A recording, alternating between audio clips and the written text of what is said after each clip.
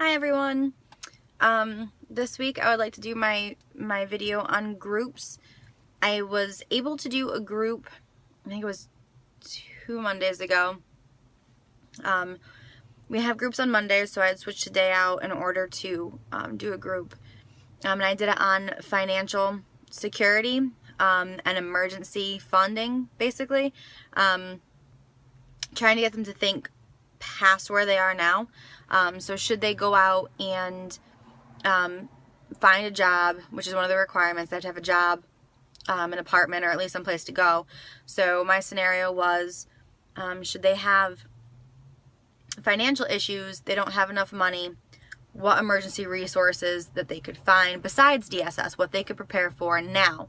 One of the things that we have around here, I don't know how it is in other states. I know that New York State has Section 8, which is basically HUD.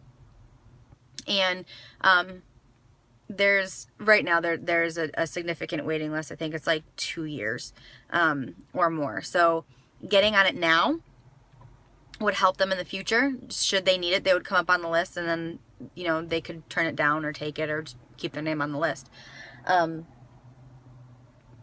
of them were very unaware of the issues of budgeting. I had kind of rolled that and coincided my group with budgeting because I think it's a huge factor. Because you don't budget correctly, then you could end up in some type of financial circumstance that is not a good one. That being said, some of them were very, very receptive of it, and some of them just weren't. They thought they knew everything. They don't want bank accounts. Basically, some people have some financial debt right now that should they get a bank account, the IRS will seize it, things like that. But I reminded them that being in a substance abuse program in a halfway house, that it's important to be honest and take care of the things up front and get it out of the way. They weren't exactly receptive to that. Those are the people who didn't want to be honest up front, were not receptive to being honest up front at all. So a lot of people said, well, I'll work under the table, or I'll do this. And really that came back to working their steps and being honest, and being honest with themselves. That you can't run away from that type of thing forever. It's going to catch up to you. And the longer you wait, the worse it's going to get. We do currently have, our youngest one is 19. I believe he just turned 20. And of course his focus was on having a job so he could buy a souped up car. So I use that as one of my examples. How do you get to that goal? You have to budget, especially when the rent where I am, I don't know if many of you are familiar with Saratoga in New York. We have the racetrack, the casino, things like that. And it's very, very uppity up people. People come here from all over to bet at the racetrack, to stay here for the summer. It's very expensive here. That's why I don't live here. I just work here. But they have, 1-bedroom apartments for $900 and up.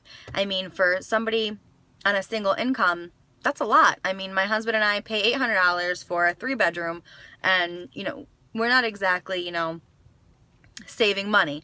So they need to think about that, and I thought it was really important that they could really understand that. Maybe their first priority shouldn't be a car. Maybe their first priority should be that sort of not so great efficiency apartment, and trying to bring them down to where they can afford it.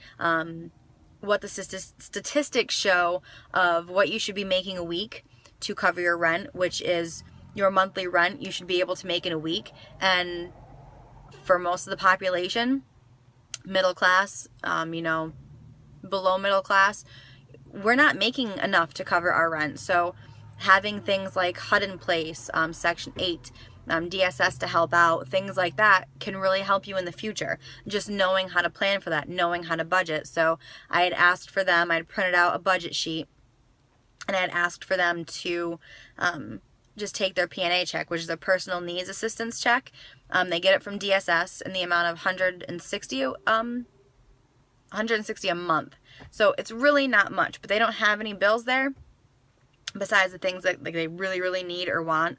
Everything is provided for them. So I really, encourage them to just start budgeting that $40 a week and see how far it goes. To take that extra step. One man was doing a $40 haircut. Like, we can find other means of getting a haircut at a cheaper price, if that means saving money.